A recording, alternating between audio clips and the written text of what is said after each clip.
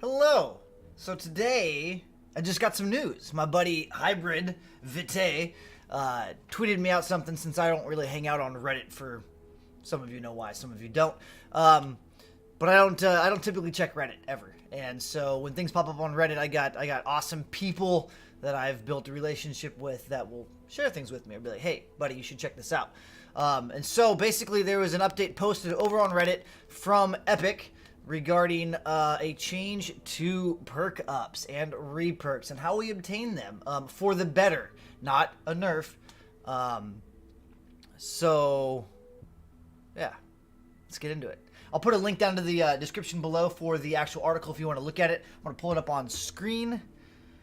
It's done by Epic_Jason. He's an Epic Senior Systems Designer. It was posted 5 hours ago per the recording of this. It's called Design Chat Distribution Perk Materials. And he starts off to say, hi everyone. Just wanted to have a quick chat today about some improvements to the distribution of Re-Perk and Perk-Up that are coming in the next update, 6.21. We are currently in 6.2. So in the next update, maybe this Wednesday, this will change. It doesn't sound like a big change, but it's neat. It's neat. It's baby steps towards making things easier like they've been doing from the beginning, which isn't a bad thing at the end of the day. The first change we're making is to extend which difficulty levels can grant uncommon, rare, and epic perk-up all the way to the end of Twine Peaks.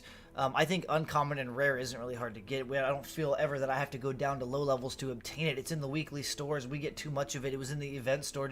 There's just too much of it. You get it all the time regardless. But Epic seems to be one of, besides perk-up, like Re-Perk is, you can get Re-Perk everywhere, but it just costs so much. That's why everybody thinks Re-Perk is such a grind, because that's the one material that costs way more than anything else, like 1,500, 1,000 versus like 350 to 100. But Epic Perk-Up literally it's unavailable. It's never on the map. I mean, you might have a couple missions where it's a standard repeatable reward where it's not a time limited. So like if you go into a mission and it's got the little clock symbol next to it and it's limited to like a one-time reward, it'll be like 76 perk up. That's a good perk up, okay? But you only get like one or two of those an hour, or every rotation, so every 5-6 hours.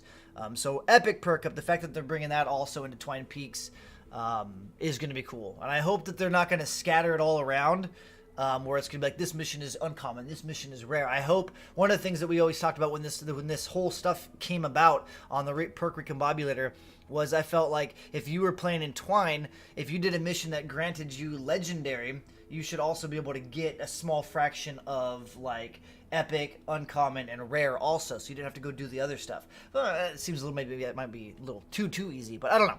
I hope they don't make everything so we're gonna have a chance to have a map in Twine full of uncommon, right? That's not ideal. But anyway, so it goes on to say, we saw feedback from high-level players. Oh, I skipped a sentence. This change applies to both mission rewards and mini-boss mission alert rewards. We saw feedback from high-level players around the lack of uncommon and rare perk-up at the top levels of the game, and agree that players shouldn't have to play down level and do trivial content just to upgrade a brand new weapon that they've acquired. Again, I feel like rare perk-up and uncommon was never hard to find, and I never felt like I had to go down to Plankerton to get it.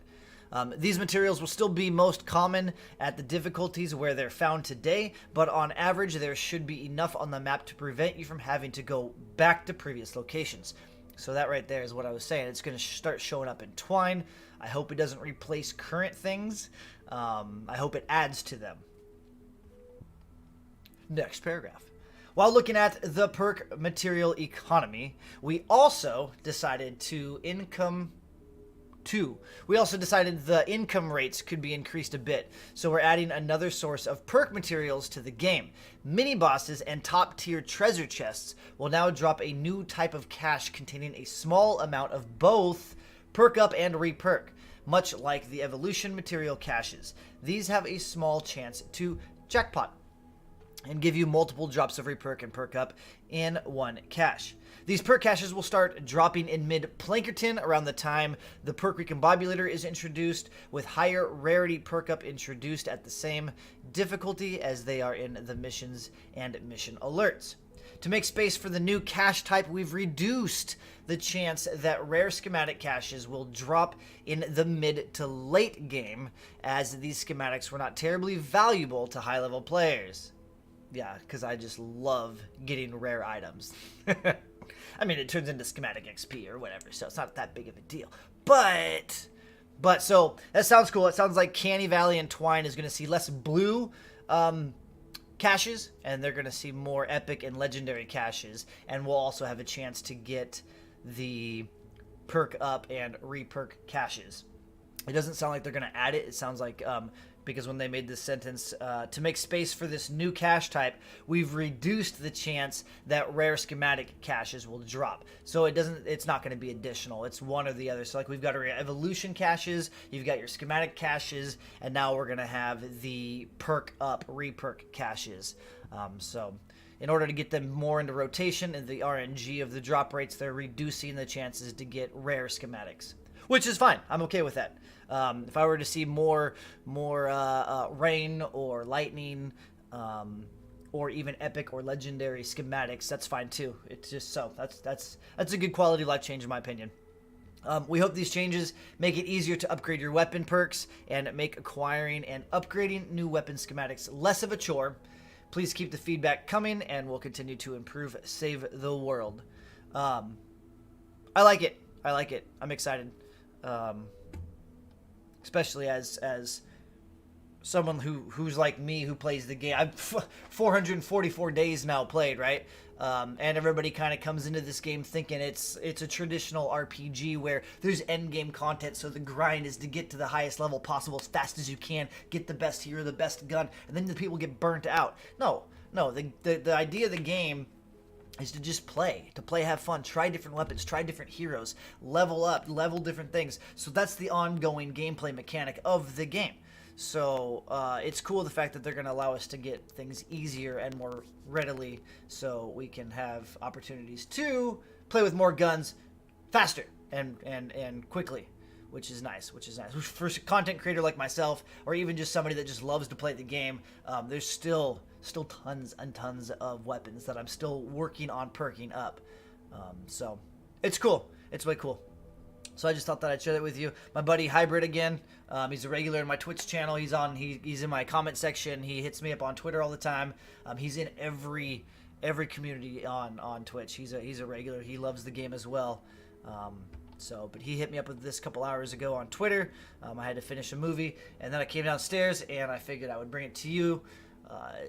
It's kind of hot off the press. So if you haven't heard about this yet, you haven't been on Reddit. I don't go to Reddit, but if you do, you probably saw it already, but it posted 5 hours ago. It's cool. Good news. More good news. So, if you ever want to say hi to me or Hybrid or anybody else that are super invested into the community, or people that play, you're looking to people that you don't have to pug it anymore, and you want to find more people to play with on a regular basis, especially since it's 100% crossplay for you new players. Xbox can play with PlayStation, can play with PC, and any combination. So if you're looking for people, dedicated people that know what they're doing, fun people, goofy people, sweaty people, feel free to swing by my Twitch channel at twitch.tv/SlyGumbi. We're live pretty much every night between 8 p.m. to about 2 a.m. Pacific Standard Time. That's West Coast United States. So we have been doing a few other games here and there, but like for instance, we did Sea of Thieves last night, and the majority of us were talking about Fortnite the whole time. So it's a good time. Feel free to swing by if you're looking for a group. And with that, I'm out. I'll catch you guys in the next one. Bye-bye now.